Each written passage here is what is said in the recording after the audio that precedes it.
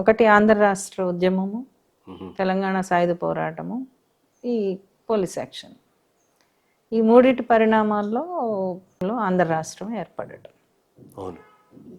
ఈ ప్రాసెస్లో Urdu documents, official documents చాలా వరకు ధ్వంసమయ్యాయి అని చెప్పి. ఎందుకంటే ఇంతకుముందు అసెంబ్లీ అవన్నీ కూడా అట్లానే ఉర్దూలో నడిచేవి కదా, ఉర్దూ అఫీషియల్ లాంగ్వేజ్. అంటే దాని ఇంపాక్ట్ కూడా దీంట్లో ఉంది. అంటే అది డాక్యుమెంట్సే కాదు, మామూలు సాహిత్యం కూడా ధ్వంసం అయింది. మీకు పోలీస్ యాక్షన్ సమయంలో చాలా లైబ్రరీస్ ధ్వంసం చేశారు, తగలబెట్టేశారు. రెండు తెలంగాణలో హైదరాబాద్ చుట్టుపక్కల అటు ఖమ్మం దాకా ప్రైవేట్ లైబ్రరీస్ చాలా ఉండేవి. అంటే 40లో తర్వాత వచ్చిన వాళ్ళందరికీ కూడా చాలా బలమైన సాహిత్య అభిరుచి ఉండేది. వాళ్ళందరికీ కూడా పర్సనల్ లైబ్రరీస్ ఉండేవి.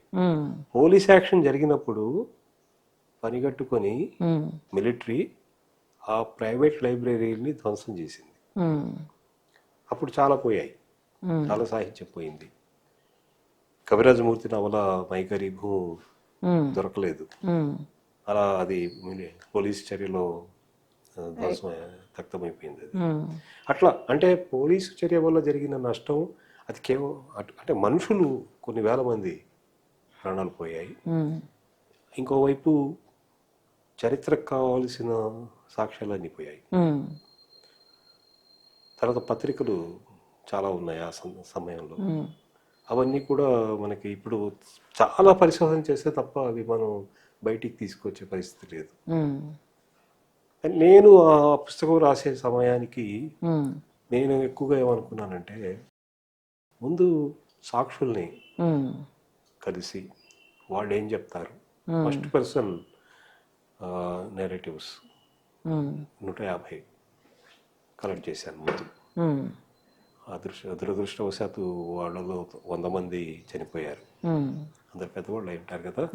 తర్వాత కోవిడ్తో చాలా మంది పోయారు, బుర్గుల లాంటి పెద్దవాళ్ళు వాళ్ళందరూ కూడా ఆ సమయంలో పోయిన వాళ్ళే కదా, చాలా మంది పోయారు. ఆ పుస్తకం బాగా డిలే అవ్వడానికి కారణం అది రాయాలని మొదలుపెట్టి చాలాసార్లు ఆపేసి మళ్ళీ ఇక్కడికి వచ్చి ఇక్కడ మళ్ళీ రీసెర్చ్ చేసి మనుషుల్ని కలిసి వాళ్ళతో మాట్లాడి, ఇది చాలా ఒక పెద్ద ప్రాసెస్ అయిపోయింది. ఇది చాలా గ్యాప్ తీసుకున్నాను నేను.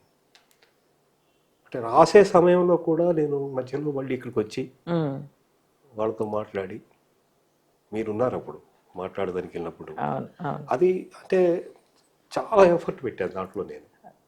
అది చిన్న ఎఫర్ట్ ఏం కాదు అది. అంటే కేవలం ఒక లైబ్రరీకి వెళ్ళి కొన్ని పుస్తకాలు చదివితే అయ్యే పని కాదు, పరిశోధన కాదు అది. జనంలోకి వెళ్ళి వాళ్ళతో మాట్లాడి, వాళ్ళ పూర్వీకులతో మాట్లాడి, వాళ్ళకి సంబంధించిన కల్చరల్ హిస్టరీని బయటికి తీసి, ఇదంతా ఏంటంటే మీకు చాలా శ్రమతో కూడుకున్న పని అది. అంటే జరిగినటువంటి హింస ఎంత తీవ్ర స్థాయిలో ఉండబట్టి ఆ ట్రామాని బయటకు తీసుకురావటానికి కూడా భయపడేంత స్థాయిలో జరిగిందంటారా? ఆ ఫియర్ ఉంది బాగా. చాలా మంది అసలు తలుచుకోవడానికి భయపడ్డారు. ఎందుకంటే ఇందులో ఈ 150 మందిలో సగం మందికి పైగా కుటుంబాలని, స్నేహితుల్ని పోగొట్టుకున్నారు. ఆ స్నేహితుల్ని పోగొట్టుకున్న బాధని నెల్లూరు కేశవస్వామి గారు యుగాంతంలో చెప్తారు. కానీ మీరు మామూలుగా ఊళ్ళల్లోకి వెళ్ళి వీళ్ళతో మాట్లాడుతుంటే అలాంటి కథలు ఎన్నో ఉన్నాయి. కథలు కావు, జీవితాలు అవి ఎన్నో ఉన్నాయి.